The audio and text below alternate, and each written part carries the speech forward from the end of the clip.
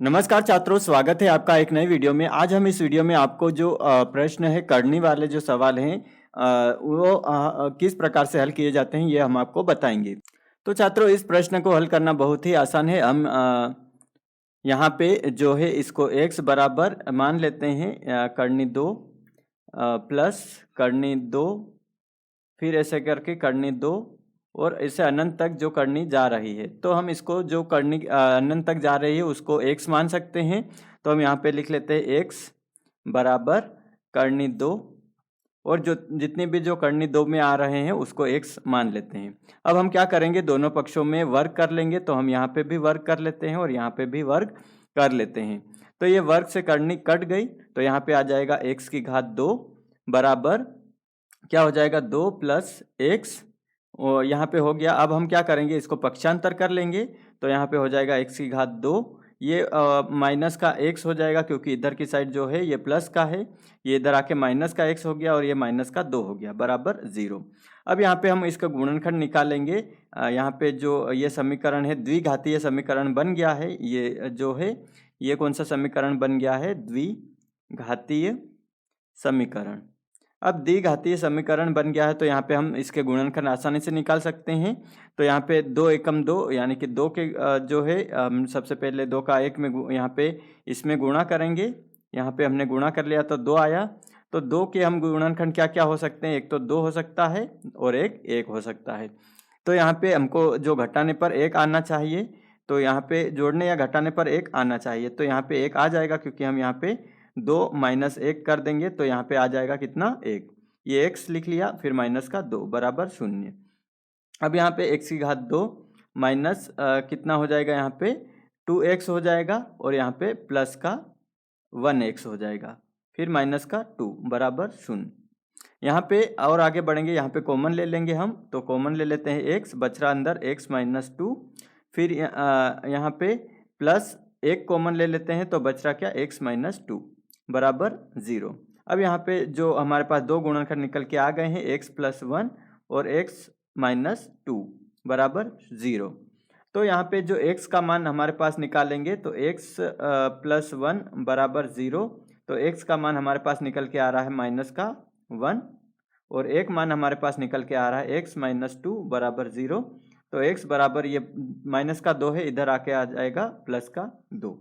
तो हम किसका मान लेंगे यहाँ पे, तो हम जो है हमेशा जो द्विघातीय समीकरण में जो x का मान है वो हम हमेशा धनात्मक मान लेते हैं। तो धनात्मक मान हमारे पास क्या है, x बराबर 2।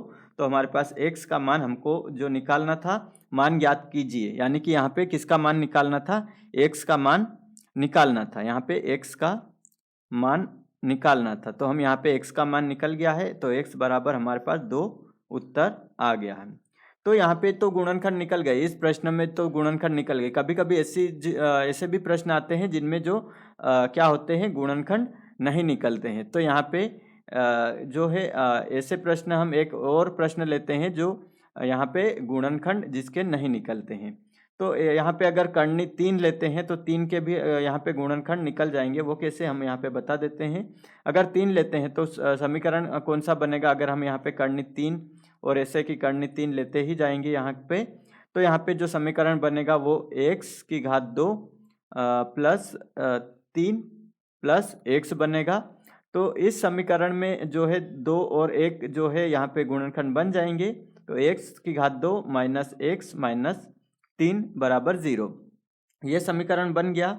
अब यहाँ पे जो गुणनखंड बन जाएंगे तो 2 और 1 यहाँ पे गुणनखंड बन जाएंगे। 2 प्लस 1 जो है यहाँ पे गुणनखंड 2 माइनस 1 है ना, यहाँ पे क्या बनेंगे, x की घात 2 माइनस 2 माइनस 1, ये गुणनखंड बनेंगे माइनस का 3 बराबर 0। तो यहाँ पे जो गुणनखंड आसानी से बन रहे हैं 3 में। लेकिन यहाँ पे एक और क्वेश्चन लेते हैं। मान लेते हैं यहाँ पे जो 4 गुणनखंड करनी में लेते हैं हम। यहाँ पे अगर यहाँ पे जो है 4 ले लेते हैं, 4 प्लस फिर रूट 4 फिर प्लस रूट 4, ऐसे करके यहाँ पे जो 4 अनंत तक जाएगा करनी का। अब इस प्रश्न में क्या क्या है कि यहाँ पे जो हम इसको हल करेंगे तो यहाँ पे जो x का मान हमको निकालना है, तो हम x बराबर मान लेते हैं करनी 4 प्लस एक्स मान लेते हैं। तो यहाँ पे दोनों का वर्ग कर लेंगे तो वर्ग से करनी यहाँ पे कट जाएगी, तो यहाँ पे हो जाएगा x बराबर 4 प्लस एक्स। तो यहाँ पे x की घात 2 हो जाएगा, यहाँ पे x की घात 2 माइनस का x हो जाएगा प्लस का कितना हो जाएगा 4 बराबर 0। अब यहाँ पे देखो 4 एकम 4, तो यहाँ पे जो गुणनखंड है वो नहीं बनेंगे क्योंकि 2 और 2 यहाँ पे बनेंगे। यहाँ पे जो 4 के हम जो गुणनखंड निकालेंगे तो 2 दूनी 4, और यहाँ पे जो 2 गुणित 2 ही यहाँ पे 2 जोड़े बन रहे हैं, तो 2 और 2 से कुछ ज़्यादा वो यहाँ पे जो गुणनखंड के जोड़े नहीं बन रहे हैं। तो यहाँ पे जो द्विघातीय समीकरण के द्वारा हम जो यहाँ पे गुणनखंड नहीं निकाल सकते हैं, यहाँ पे हम द्विघातीय समीकरण का सूत्र यहाँ पे लिखेंगे।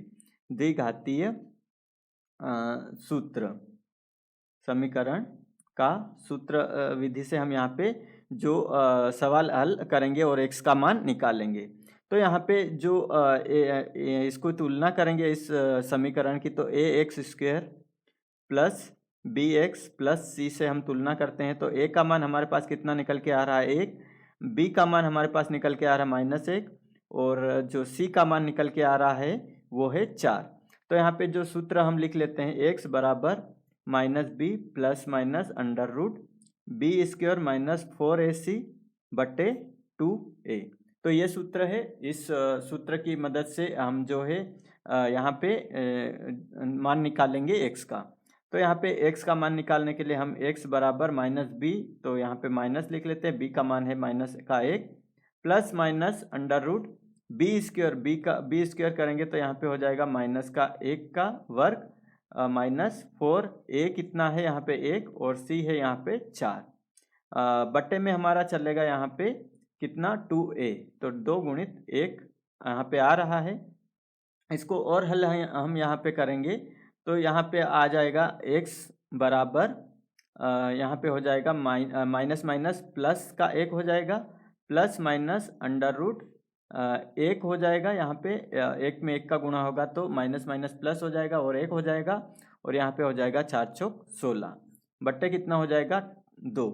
तो यहाँ पे इसको हम और हल करेंगे तो यहाँ पे 1 हो गया प्लस माइनस अंडर रूट 15 हो गया, तो बट्टे कितना है यहाँ पे 2।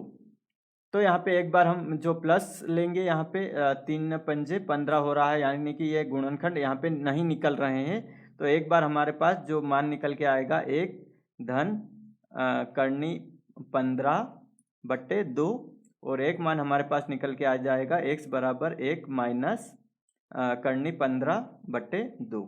तो हमारे पास हम हमेशा जो धनात्मक जो मान लेते हैं x बराबर, तो ये हमारा जो उत्तर निकल के आ जाएगा x का मान कितना है, x बराबर 1 प्लस करनी 15 बट्टे 2, ये हमारा उत्तर निकल के आ जाएगा। ये हम माइनस वाला जो उत्तर नहीं लेंगे।